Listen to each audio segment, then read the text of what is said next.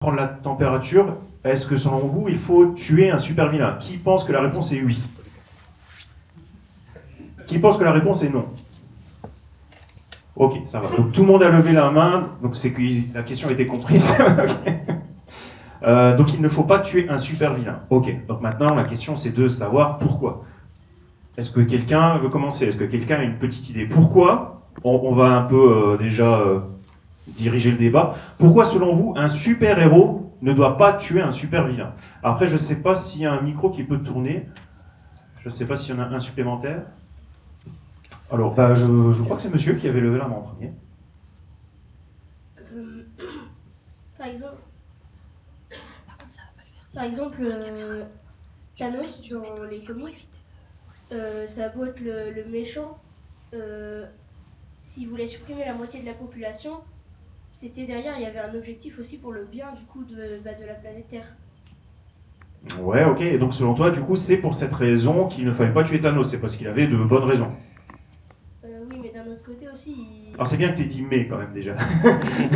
Vas-y, continue, je t'en prie. d'un autre côté aussi, il conquérait des planètes, tout ça.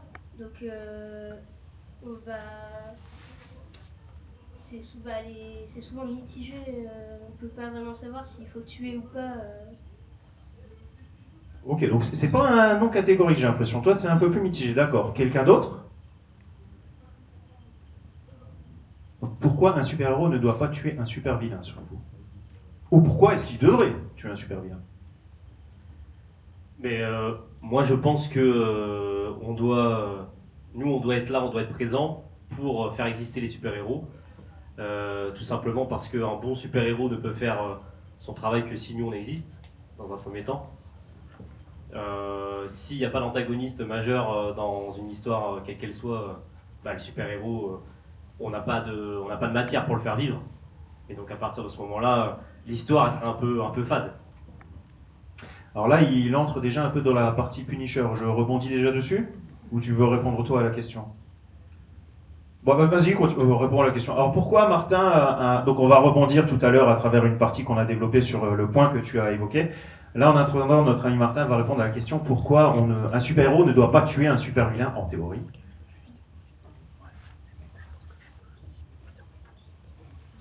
C'est sa faute, c'est pas la mienne.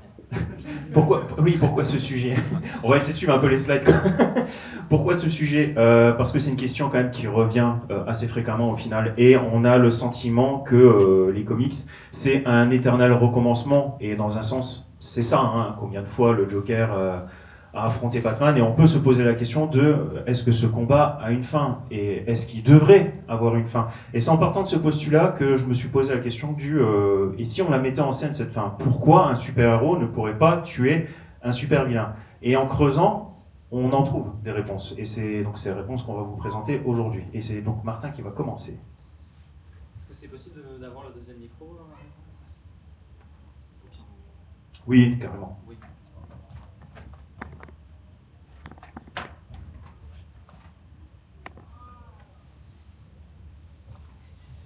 Sans doute peut-être l'argument le plus simple, le plus évident, le super-héros il fait le bien, et donc tuer c'est pas bien. Donc le super-héros il va pas tuer, tout simplement. Il n'y a qu'à suivre ce que dit Batman. Bon, mais on tue pas, il est content. Par contre, pour ceux d'entre eux qui s'amuseraient à être un peu trop méchants avec les méchants, Batman n'est pas content. Tuer c'est pas bien. Donc, si le super-héros doit faire le bien et que tuer c'est pas bien, la conclusion logique, un super-héros ça doit pas tuer. Pour rester vraiment dans l'exemple de Batman, en plus ça tombe bien parce que c'est voilà, un peu le film Batman de mon enfance à moi, Batman Begins explore pas mal cette question, via notamment le côté symbole de Batman.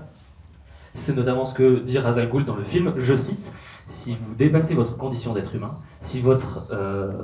attendez, il faut que j'arrive à lire aussi, ce serait pas mal. Oui, tout à fait. Si vous dépassez votre condition d'être humain, si vous vous concentrez entièrement à un idéal, et si vous êtes insaisissable, là seulement, vous serez devenu autre chose, une légende, Monsieur Wayne. Alors, Ra's al Ghul, lui, je vois qu'on a une question.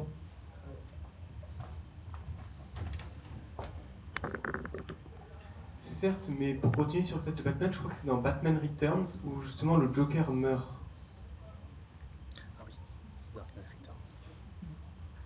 Alors, il fait référence à la fin du film Batman de 1989 par Tim Burton. Alors c'est vrai que les films sont quand même une vitrine peut-être la plus connue pour les personnages, notamment Batman qui a droit à une version cinématographique tous les 4 mois, j'ai l'impression. Mais il faut savoir que niveau film, réalisateurs, scénaristes ont toujours un peu été arrangeants avec ce code qui est généralement beaucoup plus censé être voilà, Batman n'est pas censé tuer, point. Dans les comics c'est comme ça. Dans les films, c'est pas tout à fait ça. Je pense, je vais dire quelque chose qui va énerver mon collègue, je pense que le seul film, il y a 2 films où Batman ne tue vraiment pas, The Batman, le dernier de Matt Reeves, et Batman et Robin, voilà, vous en faites ce que vous voulez. Batman et Robin, quelle référence. Non, tu parlais des comics, pour le coup, c'est ça? Oui, il y a un comics, effectivement, où Batman tue le Joker. La réponse à ça est très simple, c'est pas une histoire canon.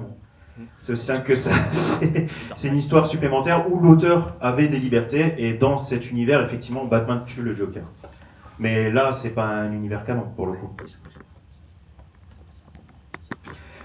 Du coup, on va avancer un petit peu. En admettant qu'un super-héros se mette à tuer des super-vilains, au bout d'un moment, il faut se poser la question. S'il tue, ok, mais alors il tue qui?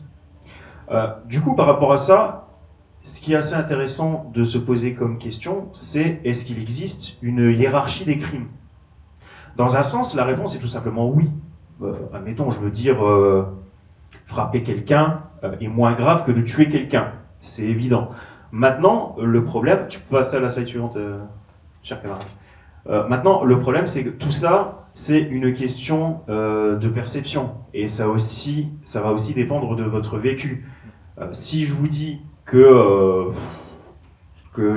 tueur mérite, je sais pas, 10 ans de prison, et que quelqu'un qui frappe une autre personne mérite qu'un an de prison, ça vous semble logique. Maintenant, si cette personne passe à tabac votre enfant, là, vous allez peut-être dire 10 ans, c'est bien.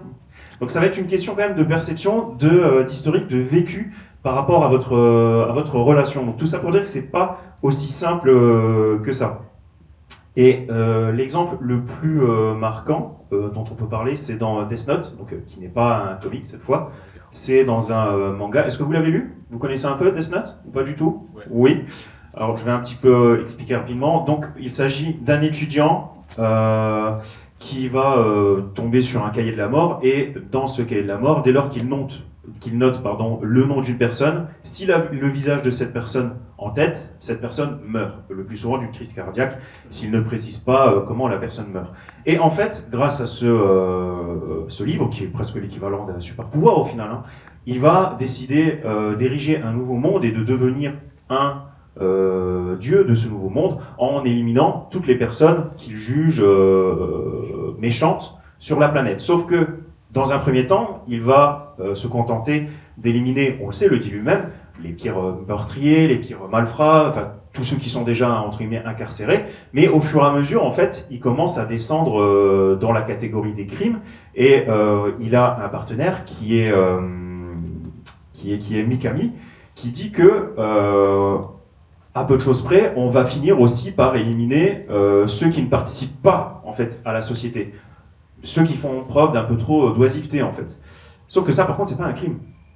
Et du coup, de là, enfin, je veux dire, si vous faites du mal à quelqu'un, la plupart du temps, c'est un crime. Par contre, ne rien faire pour que la société progresse, c'est pas parce que vous ne progressez pas envers la société que vous faites un crime. Mais là, dans Death Note, en fait, lui, il part du principe que c'est un crime. Et en fait, on se pose assez rapidement la question, du coup, de la limite. Et on a tendance aussi à voir que plus vous allez juger, vous allez éliminer les personnes nuisibles, plus vous allez modifier cette limite, en fait, pour éliminer des personnes de moins en moins dangereuses, de moins en moins mauvaises, entre guillemets. Et après ça, il y a aussi tout simplement la question de la responsabilité. Imaginons, qui est le pire malfrat dans l'univers des comics selon vous? Celui qui a fait le plus de crimes? Alors dans les comics, plutôt Marvel et DC dans l'idéal. Avec un nez rouge, des fois, et du maquillage. Le Joker, oui, donc il a tué un nombre incalculable de personnes. Donc on pourrait partir du principe que si il tue énormément de monde, et si le super-héros doit éliminer les personnes méchantes, il devrait du coup éliminer le Joker. Sauf que le Joker, c'est un exemple parfait. Est-ce qu'il est méchant ou pas? Est-ce qu'il est responsable de ses actes? Et du coup, là, on se pose la question du est-ce que le super-héros juge correctement? C'est assez difficile à se poser. Il doit. C'est là qu'on se rend compte que le super-vilain, d'une manière ou d'une autre, doit passer par la case changement. Sinon, le super-héros prend le risque d'éliminer tout simplement soit des personnes jugées malades, entre guillemets, voire des innocents. Le Joker, officiellement, lorsqu'il est arrêté, il n'est pas envoyé en prison. Il est envoyé à Arkham pour se faire soigner. Excusez-moi. Arrive. Ça fait écho exactement à Injustice en fait. Injustice où Superman tue le Joker du fait il a tué Lois, il a tué toute une ville, mais il commence à devenir un despote pour le monde. Et ça fait écho à ce que tu venais de dire, où avec Flash ils font une discussion sur une partie d'échecs où ils indiquent tiens, c'est du méchant, ça il tire il tire quelqu'un, et ça descend au fur et à mesure la limite de Superman. Exactement. Alors Injustice, qui a beau ne pas être canon, c'est une excellente série de comics que nous vous conseillons, et qui effectivement dépeint très très bien cette question du bien, du mal, de la limite, puisque comme tu l'as dit, dès lors que Superman tue le Joker lorsqu'il a fait péter sa bombe et qu'il a tué Lois, il devient un véritable tyran pour le monde. Et déjà Superman en gentil, c'est difficile de l'arrêter, mais alors Superman en méchant, c'est très compliqué. Je profite qu'on soit sur le sujet de Superman pour rebondir.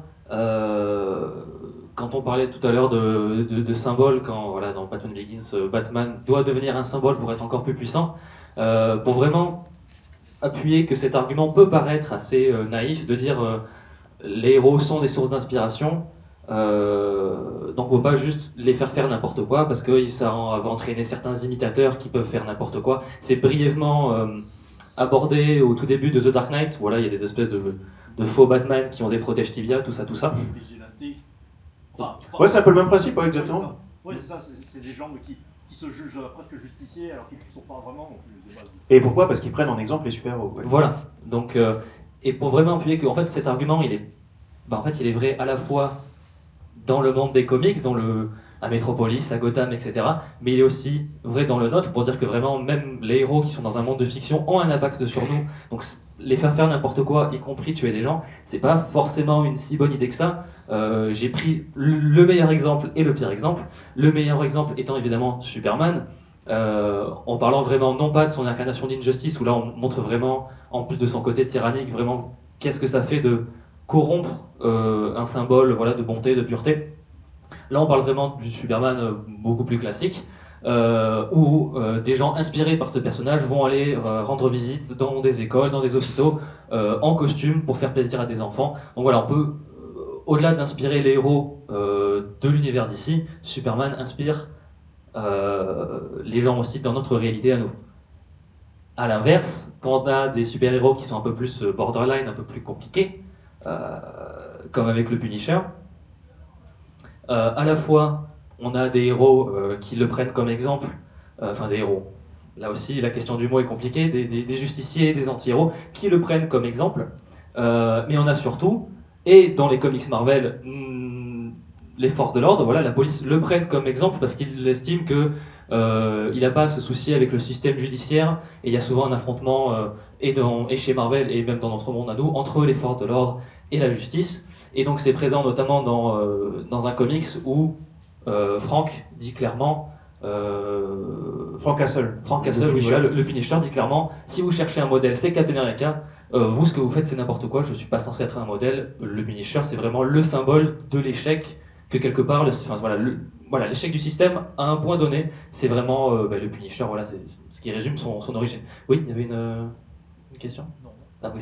Il n'y a pas, pardon, je te coupe 2 secondes. Il n'y a pas un groupe actuellement aux États-Unis qui utilise justement le logo du Punisher alors qu'ils font des trucs.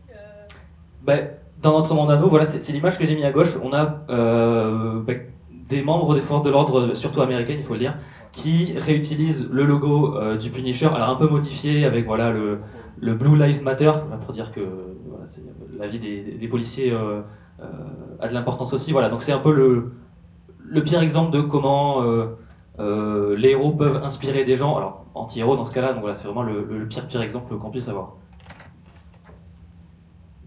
J'ai vu ça, je sais plus où, mais c'est un spoil, mais dans Daredevil Born Again, quand il se fait tuer, comment il s'appelle déjà? White Tiger. Il va spoiler apparemment, toute la c'est salle. Bah, Continue. apparemment, ce serait pas le Punisher, mais justement les policiers qui seraient, qui voudraient faire justice eux-mêmes.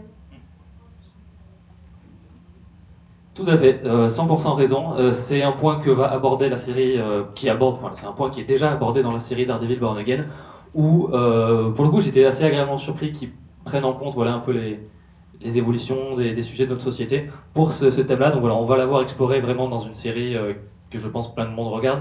Donc voilà, on a effectivement ce cas-là qui est calqué sur des faits réels. Hein. Donc voilà, si vous voulez un exemple de la pire personne à prendre en exemple dans le monde réel, vous regardez Daredevil Born Again et il y aura un petit peu un côté synthétique à cette Wilson Fisk va encore plus loin du coup dans la série puisqu'il met en place du coup une équipe de à peu de choses près de ripoux ou en tout cas de policiers qui n'utilisent pas forcément les bonnes méthodes pour mettre fin au danger qui règne dans la ville de New York. Et ce qu'il leur dit clairement, c'est faites preuve d'initiative. Si vous lisez entre les lignes, c'est clairement ne vous posez pas trop de questions, vous voyez un méchant, vous l'éliminez. C'est ça en fait le message qui est derrière.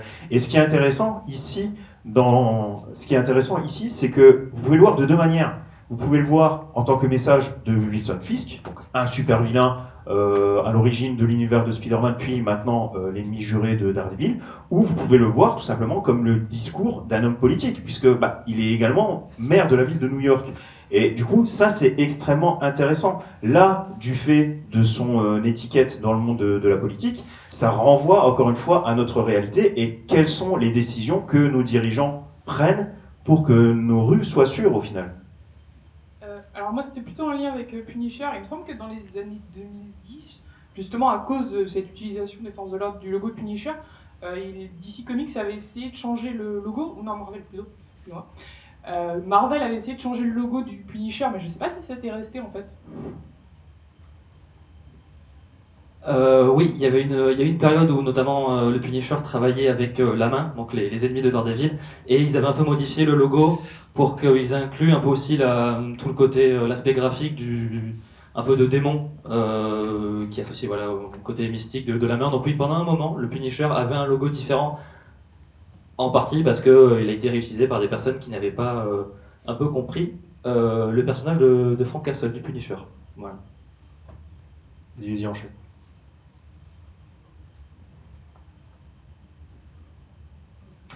Oui.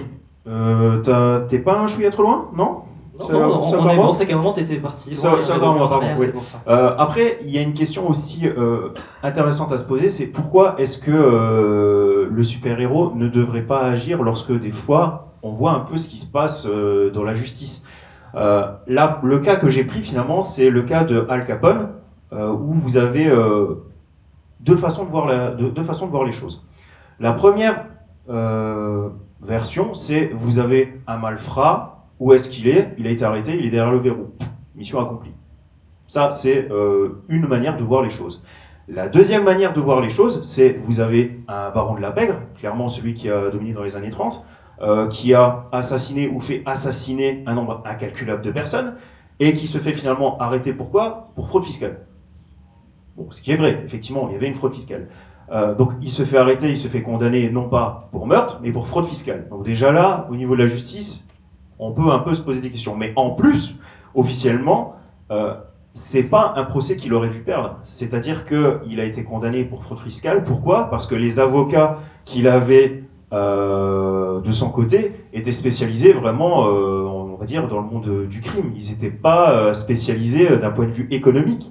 Mais s'il avait pris du coup des avocats spécialisés plus dans l'économie, dans toutes les questions de l'argent, etc. La fraude fiscale, ça aurait été dégagé en 5 minutes. Pourquoi? Parce qu'en fait, ils sont remontés à des histoires qui dataient d'il y a 2 ou 3 ans. En fait, il y a prescription. Donc, il aurait dû jamais il aurait dû finir derrière les verrous, en tout cas pour fraude fiscale. Et donc là, vous voyez un peu tout le côté comique qu'il peut y avoir dans un tribunal au final. Donc là, vous avez un tueur qui a été mis derrière les verrous pour fraude fiscale, sachant qu'il n'aurait pas dû être derrière les verrous pour fraude fiscale.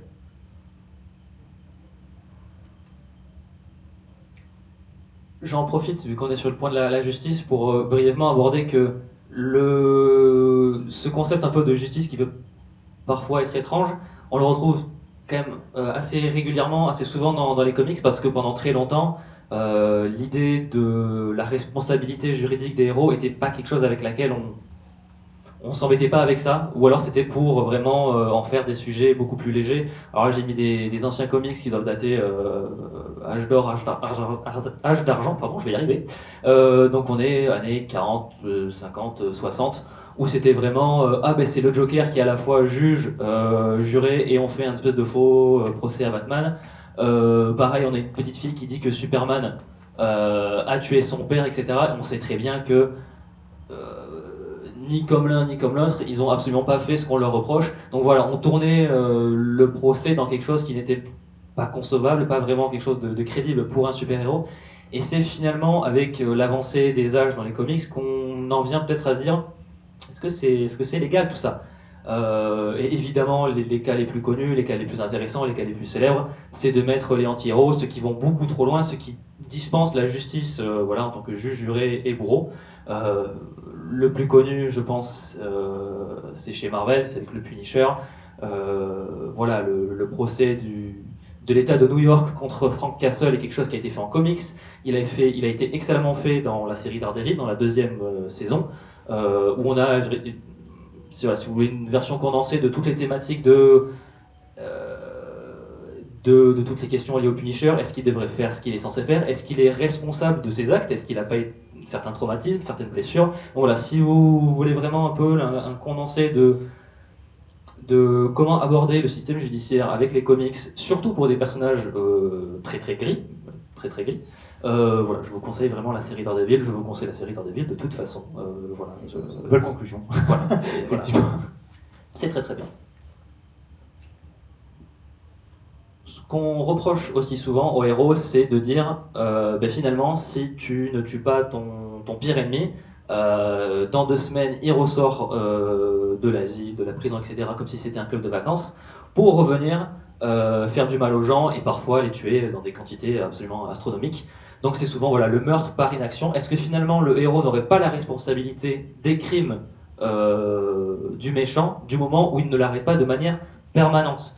Il y a ces questions qui sont quand même souvent évoquées, notamment avec l'équipe X-Force qui était un peu dédiée. Ils allaient voir des gens pas très gentils qui étaient sur le point de faire des choses horribles aux mutants pour les empêcher de faire ça, et donc éliminer cette menace avant que même leurs frères et sœurs mutants ne soient affectés par le méchant en question. Donc on a quand même ces questions-là qui ont été évoquées par les auteurs, par les scénaristes. On peut aussi reprocher aux héros de dire si vous ne souhaitez pas aller jusqu'au bout des choses, c'est par une sorte d'orgueil, d'égoïsme, et vraiment protéger un code moral qui serait pour eux bien supérieur à juste au bien commun et à la préservation de la vie de manière générale. Et en exemple qui est quand même assez connu, c'est à la fin de Watchmen, nos héros découvrent un complot qui, si jamais il est découvert, pourrait menacer une paix instaurée au prix de millions de vies, et dévoiler cette vérité aurait pour effet d'annuler potentiellement cette paix. Parce que dans Watchmen, on est dans un récit qui se passe encore dans la guerre froide, et il y a une menace de guerre nucléaire encore plus proche qu'il y a pu avoir dans notre monde. Et pour créer une paix, on a le personnage d'Ozymandias qui décide d'unir l'URSS et les États-Unis en créant une menace commune qui décime des millions de personnes. Et Rorschach décide non, je ne ferai pas de compromis sur la vérité. Je suis dans le camp du bien. Alors Rorschach est un personnage qui a une vision très très clivé en fait sur il y a le bien et le mal et c'est tout, il n'y a pas d'entre-deux. Et donc pour lui faire le bien, c'est aussi dévoiler cette vérité. Et conséquence, pour éviter qu'il dévoie cette vérité, on le tue pour préserver cette fausse paix finalement. Donc voilà, ces questions-là ont été évoquées dans des comics et des comics très connus comme Watchmen. Et finalement, pour avoir un résumé, c'est finalement le classique. Un tramway est sur le point d'écraser 5 personnes. On peut changer cette éventualité en actionnant le levier pour qu'elle ne tue qu'une personne. Et là, c'est typiquement une personne, c'est le méchant, et les 5, ce seraient les victimes du méchant. C'est typiquement une question qui revient depuis des dizaines d'années dans les comics, c'est le dilemme du tramway. Alors je suis sûr que vous avez vu une version ou une autre de cette illustration quelque part, et je pense qu'il n'y a pas vraiment de bonne ou de mauvaise réponse. Enfin, c'est des sujets qui pourraient prendre des heures et des heures. Je crois pas qu'il y ait de bonnes ou de mauvaises. J'étais obligé. Voilà, oui, voilà, j'y ai pas pensé, mais voilà, c'est tout à fait ça. Il y a des arguments des deux côtés. Moi, j'ai pas la réponse à la question, hein, je vais pas prétendre ça, mais voilà. Après, le point que tu n'as pas évoqué, c'est que ici, si tu fais rien, il y a 5 personnes qui meurent. Donc 5 personnes sont mortes, mais toi, du coup, tu n'as rien fait. Tu peux pas vraiment être jugé responsable. Tandis oui, que mais si tu touches le levier, entre guillemets, c'est toi qui tues l'autre personne aussi. Oui, mais sachant qu'il a le pouvoir de le faire. Voilà, bien sûr. C'est là, il y a une question. Oui, bonjour, excusez-moi. C'est vrai que justement avec les sujets que vous êtes en train de parler là, le dilemme du tramway et tout ça, ce qui est intéressant à savoir, c'est que par exemple pour le point de vue de super-héros, ce n'est pas facile parce qu'après, par exemple, bon là je vais parler un petit peu, je vais m'éloigner un petit peu, mais par exemple avec les jeux vidéo, où c'est le principe, on fait sa propre histoire avec ses propres choix. C'est vrai que ça nous met un petit peu dans cette position. En fait, on est super-héros, c'est un peu de nous, c'est juste, on est une personne normale, voilà, ou même voilà, un super-héros ou pas, mais on doit faire des choix, voilà, et puis c'est très compliqué parce que, oui, comme vous dites, il n'y a pas de bons et de mauvais choix. Avant, on pouvait penser que, oui, il faut absolument qu'on fasse le plus de bons choix possible, sauf que c'est pas possible. En fait, oui, il y a des moments où c'est très compliqué, mais et c'est nous qui avons comment dire, on a le pouvoir, enfin, on est maître de choisir en fait. Et même ne pas choisir, c'est vrai qu'on pourrait croire que des fois c'est du compliqué, mais bon, après, chacun a ses propres raisons, chacun fait ses choix, c'est compliqué. Mais tout le monde c'est commun, c'est compliqué. Mais ouais, c'est un sujet qu'il faut en parler.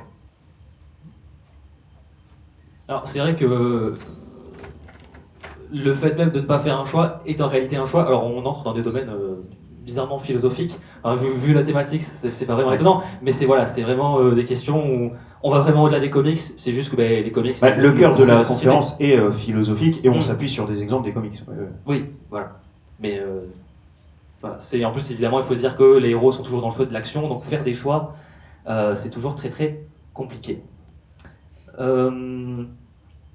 Cette question de meurtre, voilà, par inaction, elle n'est pas du tout traitée de la même manière chez DC et Marvel. DC, alors c'est une caricature et c'est pas représentatif vraiment de tous les héros, mais chez DC on a tendance à plus considérer les figures héroïques vraiment comme quasiment des dieux finalement, voilà, des figures qui sont censées vraiment nous inspirer dans des idéaux voilà, de vérité, de justice, de bonté, etc.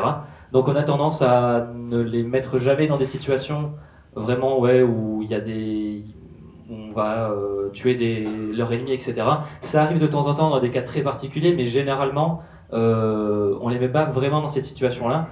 Là où chez Marvel, on veut créer une mythologie, pas une mythologie du coup, mais créer des héros, des vilains qui sont plus terre à terre, alors, tout est relatif bien sûr, mais avec des thématiques beaucoup plus ancrées dans le monde contemporain. Typiquement, voilà, le cas le plus classique, c'est la question des mutants, qui sont sans cesse rabaissés, critiqués, discriminés, etc. etc.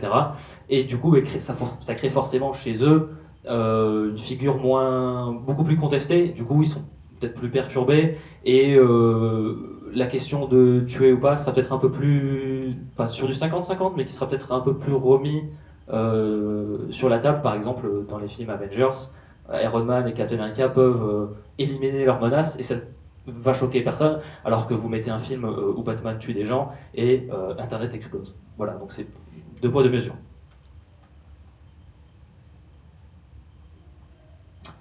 Là, on va rebondir du coup sur ce que monsieur avait parlé tout à l'heure, en entrant notamment dans l'exemple du Punisher, où dans son cas très particulier, en fait, il doit y avoir une sorte d'équilibre qui doit être mis en place. Pourquoi? Déjà parce que le personnage, de base, il n'est pas ni blanc ni noir, c'est un anti-héros, donc de base, on va dire qu'il est plutôt gris.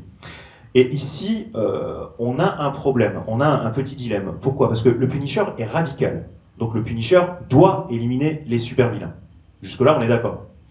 Le problème, c'est que ce n'est pas non plus possible qu'il élimine tous les super-vilains. Et là, cette fois, c'est pas philosophique, cette fois, c'est vraiment plus terre-à-terre. Il faut voir le point de vue de l'éditeur. C'est-à-dire que créer un personnage, le rendre intéressant, le rendre dangereux, tout ça, ça prend du temps en fait. Ça prend énormément de temps.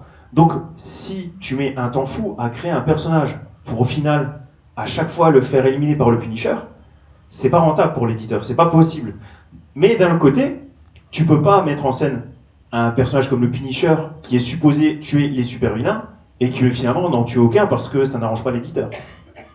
Donc par rapport à ça, du coup, il y a un petit jeu, un petit juste milieu qui doit être trouvé scénaristiquement parlant pour pouvoir essayer de contenter un peu tout le monde. Donc, et par rapport à ça, on a des cas, des exemples. À gauche, vous avez Jigsaw, qui est un personnage extrêmement acharné, qui est un super vilain dont la description principale serait sans doute acharné, et qui, même lorsqu'il se fait massacrer par le Punisher, est toujours vivant, mais comme vous pouvez voir, dans quel état. Un autre exemple, c'est Magnucci, qui finit par être envoyée dans une fauve aux ours. Elle se fait dévorer les membres, et en fait, elle est encore là. À la fin, il n'y a plus que la tête et le tronc, et elle est encore là à donner des ordres, elle veut encore se venger du Punisher. Donc ça, du coup, c'est des personnages, j'ai envie de dire, rentabilisés des deux côtés, rentabilisés pour le Punisher et rentabilisés du côté éditeur, où ils ne doivent pas créer du coup sans cesse des personnages, ce qui est difficile, mine de rien. Créer un personnage, le rendre attachant d'une manière ou d'une autre, lui créer une backstory, une origin story, ça prend énormément de temps et d'énergie. Alors si c'est à chaque fois pour le faire mourir au bout de 6 numéros, comme je le disais tout à l'heure, c'est pas possible. L'autre exemple, c'est le Russe, donc qui officiellement était mort. Et puis finalement, ils l'ont fait revenir en mettant sa tête sur un corps un peu...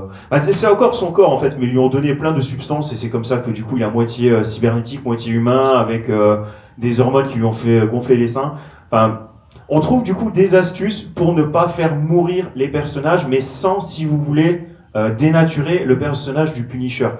Pourquoi le Russe est comme ça? Parce qu'il est tombé entre les mains du Punisher en fait. C'est un peu ça qu'il faut retenir. Petite illustration de ce que fait Frank Castle à ses ennemis, donc les faire revenir, pas si facile que ça.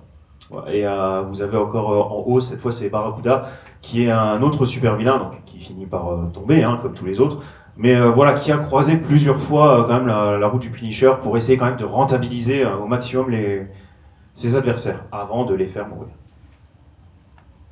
Donc là, cette fois, pourquoi on tue pas les super vilains, c'était vraiment plus terre à terre. Autre raison d'ailleurs qui était terre à terre, l'industrie des comics a quand même quelques particularités, notamment que les fans peuvent être assez pointilleux, on va dire un peu agaçants, voilà, pour rester poli.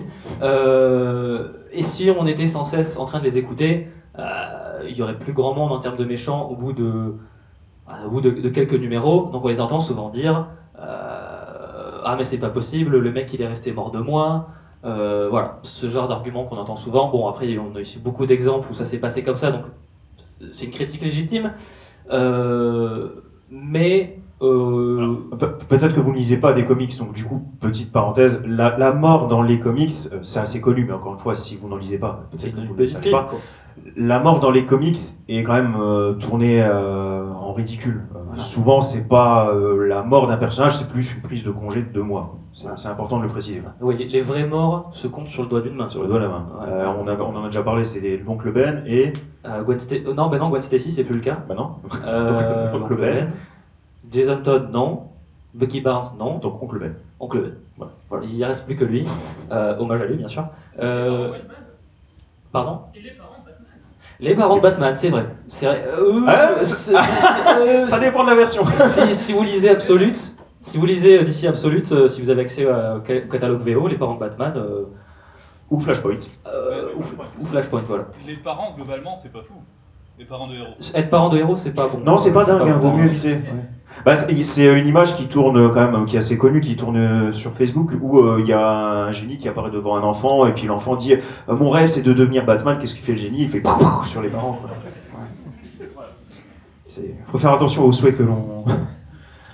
Oui, donc Oncle Ben, il est même pas mort parce que je crois qu'il y a un univers alternatif où c'est Oncle Ben Spider-Man. Donc, Bah, ça c'est le. Oui, bien sûr. Oui, après, de toute façon, si on prend les univers parallèles, personne n'est mort, hein, de toute façon. Donc, mais oui, voilà, c'est une petite grippe de Doliprane et c'est reparti, en général. Mais voilà, mais d'un autre côté, personne n'aimerait voir le Bouffon Vert, le Docteur Octopus, le Joker partir, parce que ce sont de très très bons méchants. Donc, en fait, c'est ça, ouais, c'est ça le dilemme, c'est ça le problème, c'est-à-dire que souvent, du coup, les fans râlent parce que un personnage est mort seulement 2 mois. Mais si le personnage meurt vraiment, qu'un Docteur Octopus meurt vraiment, mais même de la meilleure des manières, hein, bah, le fan va finir quand même par aller en mode bah il revient plus, il est où? Bah oui, mais au bout d'un moment, il faut savoir ce qu'on veut. Vas-y, continue le jeu.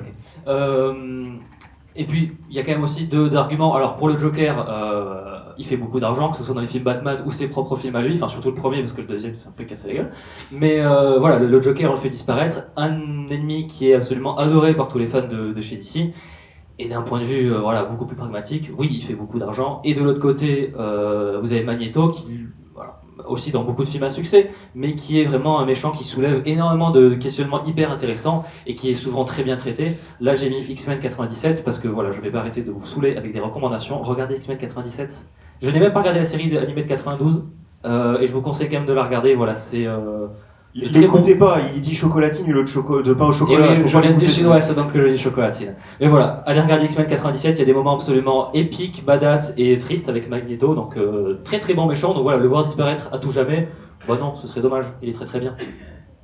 Du coup, je me posais une question, parce que vu que, voilà, pour rentabiliser les personnages, est-ce que c'est pour ça que, notamment chez Marvel, la mort a été créée? Comme ça, ils profitent des personnages, même en étant fantômes. Il fallait une petite amie à Deadpool et à Thanos aussi pour la mort. Voilà, parce que je le rappelle quand même, Thanos dans les comics, s'il tue la moitié de l'univers, c'est pour faire la cour à la mort. Voilà. Mais oui, après, c'est aussi un moyen d'inventer le personnage de la mort, de lui donner une intention, une volonté, et du coup, de temps en temps, dire « Ah ben non, toi, tu m'intéresses pas, je veux pas de toi chez moi, donc tu repars chez les vivants. » Donc oui, ça fait partie des moyens pratiques pour les scénaristes de dire « Bon, non, je voulais l'utiliser, lui, donc hop. » Voilà. Mais voilà, donc gardez Magneto s'il vous plaît, ne le tuez pas, ou pas trop longtemps. Très bien. Autre argument de poids, et qui est cette fois aussi un peu plus terre à terre, on va dire, c'est que les éditeurs sont une société, et en tant que telle, il y a une vitrine à mettre en place. Du coup, tu peux pas mettre en place des super-héros dont la mission est d'éliminer les méchants ou tous ceux qui te cassent les pieds, quoi. C'est pas possible. C'est quoi le message que l'éditeur fait passer à ce moment-là? L'éditeur se doit d'être respectueux, d'avoir le beau col roulé, de bien présenter les choses et de mettre en place des valeurs acceptables, recevables. Là, si le message dans les bouquins, c'est dès qu'un merde vous casse un peu les pieds, vous foutez-le par la fenêtre, non, c'est pas possible. Du coup, par rapport à ça, si vous voulez vendre, il y a une certaine politique que vous êtes obligé de mettre en place, et c'est encore plus vrai si les lecteurs sont jeunes. Et on a des exemples qui sont un peu par rapport à ça. Enfin, je veux dire, combien de séries télé, parce que les gens, en plus, on est dans une génération en fait où les gens ont de plus en plus de mal à faire la part des choses en fait, où il y a énormément d'amalgame. C'est aussi pour ça que j'aime de moins en moins les gens en fait. On va dire ça comme ça. Non, mais imaginez, c'est un exemple que vous avez déjà vu, que vous avez déjà dû croiser plusieurs fois. Vous regardez une série télé, et dans cette série télé, vous avez un personnage qui est ce que vous voulez, grossophobe, raciste, ce que vous voulez. Et du coup, vous avez une tendance qui est de dire que le personnage n'est pas raciste ou grossophobe, mais que la série est raciste ou grossophobe. Parce qu'on est du genre à faire un amalgame et à faire des 1+1 qui n'existent pas, on va dire, dans sa tête. Alors si on commence à faire ça dans l'univers de la bande dessinée, c'est pas bon pour les éditeurs. Et ça, des exemples comme ça, on en a déjà vu 1000 malheureusement dans les séries télé ou dans les films, et c'est aussi pour ça que très fréquemment maintenant on a des personnages qui sont souvent un peu plus lisses, mine de rien.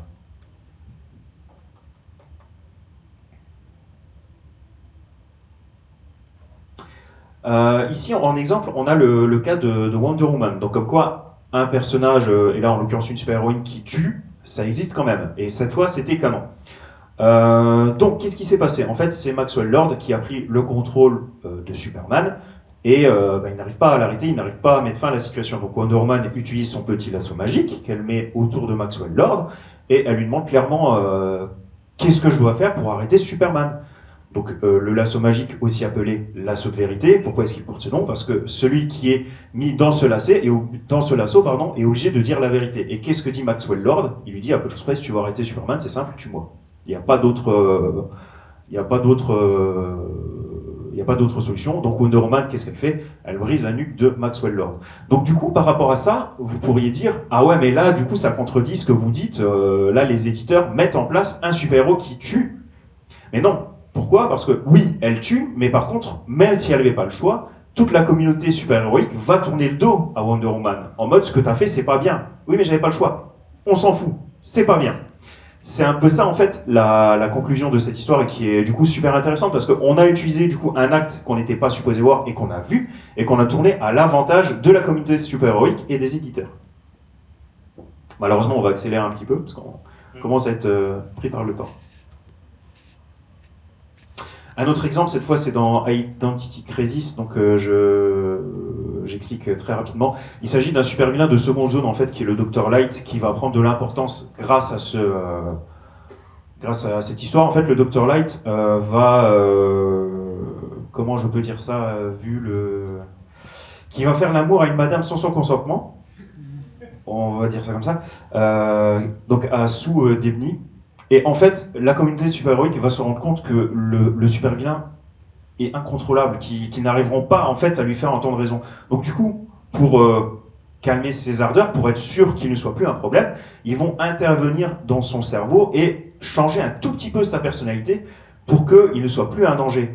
Sauf que, est-ce que vous vous rendez compte du coup de ce que ça implique? Ça veut dire que les super-héros, encore une fois, les garants de la justice qui sont supposés représenter le bien, se permettent de trifouiller dans la tête d'un méchant parce qu'il est supposément inarrêtable.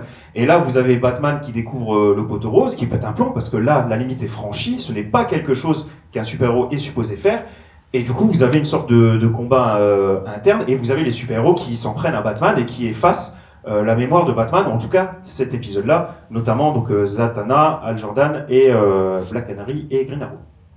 Pour ceux qui n'auraient pas pris latin au collège, qui garde les gardiens? Voilà, c'est exactement la phrase voilà, qui a. Mais tout le monde a appris latin. Quoi. Oui, bien sûr. Ouais. Moi, le premier, bien sûr. C'est pour ça que j'ai pas traduit, c'était une évidence. Oui, bien sûr. Je te dis qu'on doit aller vite et t'arrêtes pas de balancer des évidences. Ah, ouais. Et Identity Crisis, on vous le conseille, en fait. Voilà, le dernier point qu'on voulait évoquer, voilà, c'était la question de la peine de mort, qui est quand même assez très compliqué à mettre en place parce que, alors au-delà de toutes les questions éthiques qu'on pourrait avoir, un super vilain, sa vie, ça se passe comme ça. Il fait une bêtise, il affronte le héros, il se fait battre, il va en prison, il va à l'asile, on le blesse, on lui pète une jambe, il est à l'hôpital, il revient, voilà. Et c'est ça constamment. Et y mettre une peine de mort, ça voudrait dire mettre fin au schéma. Et surtout pour un personnage comme Batman, imaginez bien de faire tout ce qu'il a dans son pouvoir pour ne pas tuer ses adversaires, pour l'arrêter, pour le mettre en prison, pour la peine de mort. Donc ça créerait plein d'incohérences et de non-enjeux dans les scènes d'action qui rendraient ce concept-là assez compliqué. C'est pour ça d'ailleurs que la question n'est jamais vraiment abordée dans les comics. Ça peut être le cas dans les séries, parce que c'est des sujets qu'on met un peu plus en avant, mais dans les comics, c'est pas quelque chose qu'on voit souvent. Donc voilà, la peine de mort, compliquée chez nous, dans notre réalité, mais aussi compliquée dans les comics, pas tout à fait pour les mêmes raisons, mais voilà. Et je pense qu'on peut conclure là-dessus, parce que je pense oui, que... concluons. Oui, Concluons. Soyons pas en retard. Donc, ce qu'on peut dire, donc, c'est qu'il n'est pas dans l'intérêt des super-héros, de l'éditeur, ou même des fans, finalement, de tuer des super-vilains, ou alors, encore une fois, vraiment 5 minutes, histoire de dire qu'il y a eu quelque chose, quoi. Mais c'est surtout du point de vue du super-héros qu'il faut voir la chose. Le super-héros doit faire le bien en toutes circonstances, c'est un exemple, c'est un symbole d'espoir, il ne doit pas être brisé, c'est un mouvement que la jeunesse doit suivre, et donc dès lors qu'il agit en tant que symbole, il doit respecter des règles établies et qui vont dans le sens du bien.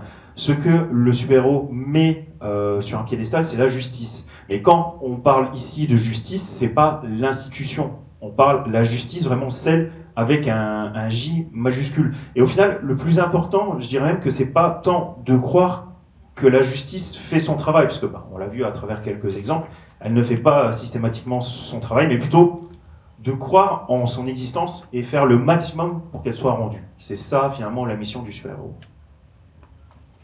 C'était tout pour nous. Merci. Pour de nous, nous oui, avoir est-ce que vous avez des questions? Ou est-ce que vous voulez rebondir? Après, les questions. Est-ce qu'il y en a qui... est-ce qu'on a vraiment merdé? Est-ce qu'il y en a qui ont changé d'avis et qui disent si, il faut tuer les super-vilains? Non, quand même. On n'en est pas là. Ok, super. Oui, je cours. Voilà. Je voudrais quand même remercier les méchants qui sont venus nous écouter. C'était sympa de votre part. Je vois le Joker, je vois le Mystère. Voilà, je crois que je vois Catwoman aussi. Voilà, merci. C'était sympa. Ne nous faites pas de mal, s'il vous plaît. Ce serait pas mal. Après, c'est vrai que moi j'ai la référence, c'est pas forcément tout le temps toutes les références de comics, mais c'est vrai que les séries vont quand même sur des points, par exemple Jessica Jones, la saison 1, elle va, spoiler alerte, hein, elle tue Kilgrave et en fait son avocate va justifier le fait qu'elle a tué son méchant. Donc après, c'est vrai que les séries peuvent plus aller sur peuvent franchir cette barrière-là. De tuer le méchant. Oui, c'est quelque chose qui se fait beaucoup dans les adaptations, et là pour le coup, vu que ce qu'a fait Kilgrave à Jessica, je pense que pas mal de gens peuvent comprendre. Et puis de toute façon, tous les aspects juridiques, c'est des choses qui marchent bien en série télé, donc oui. Ouais, après, les séries télé et les films, du coup, n'ont pas ce problème. Ici, leur but, c'est de faire une histoire qui a un début et une fin. Donc, tuer Harvey Dent, par exemple, dans The Dark Knight, c'est pas grave, parce que de toute façon après il y a un troisième film, il n'est pas dedans. Du point de vue du scénariste et du réalisateur, c'est peu importe au final. Mais dans l'industrie des comics, bien sûr, c'est pas aussi simple, parce qu'il y a plein d'autres scénaristes qui vont passer derrière toi pour écrire des histoires. Merci. Je pensais aussi, parce que il y a ces séries-là là, qu'on voit maintenant, à la base c'est des comics. Alors pour ceux qui connaissent tout ça, il y a déjà Invincible, et puis après comment déjà aussi, déjà The Boys aussi. Alors, c'est vrai que ceux-là, ils sont atypiques, c'est exceptionnel parce que ça a l'air de casser un peu ce qu'on voit, on a l'habitude justement de voir voilà, avec tous Marvel et DC, parce que eux, ça traite de sujets aussi où c'est pas ce qu'on voit comme d'habitude, où c'est pas vraiment pour tout public. Et après, je vais pas spoiler non plus, mais après, le contenu là-dedans, c'est sûr que ça prend un peu, je sais pas exactement quoi dire en fait, mais c'est sûr que c'est autre chose en fait. Je sais pas qu'est-ce que vous en pensez là-dessus. C'est sûr, on sort des carcans Marvel d'ici, donc on crée ce qu'on veut, on détruit ce qu'on veut, et si on veut faire disparaître des personnages, leur donner une mort définitive, on peut tout à fait. C'est ce qui se passe dans The Boys, c'est ce qui se passe dans Invincible, dans The Walking Dead, et bien d'autres. Mais de manière plus simple, c'est le sujet que j'ai écrit dans M42, donc c'est les super-héros qui ont passer la barrière, qui sont devenus entre guillemets des super vilains. Donc il y a plein d'exemples, et je commence justement par parler d'Invincible et de The Boys, où il s'agit de super-héros mais finalement qui ne sont pas des super-héros. Ce sont des super-héros qui n'ont de super-héros que le nom au final. Lorsque tu vois leurs agissements, ce ne sont pas des bonnes personnes, et dès lors que ce ne sont pas des bonnes personnes, on peut pas dire que ce sont des super-héros. Ou alors dans le cas de The Boys, c'est encore plus intelligent, puisque ce sont des super-héros, mais seulement s'il y a des caméras. Et s'il n'y a plus de caméras, bien sûr. C'est juste qu'en fait, c'est vrai que, par exemple, oui, avec ces exemples-là, les super-héros, là, c'est plus des gens qui ont des pouvoirs, mais qui sont au même niveau que nous, voilà, c'est ça, en termes de choix, en termes de moralité, mais sauf que là, on n'est pas comme dans le même exemple que les comics, les dessins animés, ces super-héros qu'on voit chez Marvel ici. Ah oui, bien sûr. Après, pour The Boys, on est d'accord, c'est Garth Ennis, hein, le scénariste. Ce qui peut être un argument d'autorité, j'ai envie de dire. Garth Ennis écrit donc des comics, il a écrit The Boys, il a écrit énormément d'histoires au Punisher, donc il écrit des comics chez Marvel, chez DC, chez Dynamite, mais en fait, il déteste les super-héros. Il l'a toujours dit, il écrit des comics, mais il déteste les super-héros. Et donc, du coup, c'est pour ça que dès lors qu'on lui pose la question, il le dit toujours. The Boys, c'est pas une histoire de super-héros. Si vous avez d'autres questions, on est ravis de répondre, mais on doit laisser la Voilà, place. on va rester à l'extérieur si vous avez on d'autres est déjà questions, trop si vous voulez tardé, échanger avec donc, nous. voilà, on va Voilà, donner un petit on peu sera ravis. d'espace. Voilà. Merci Merci à d'être venu. Merci.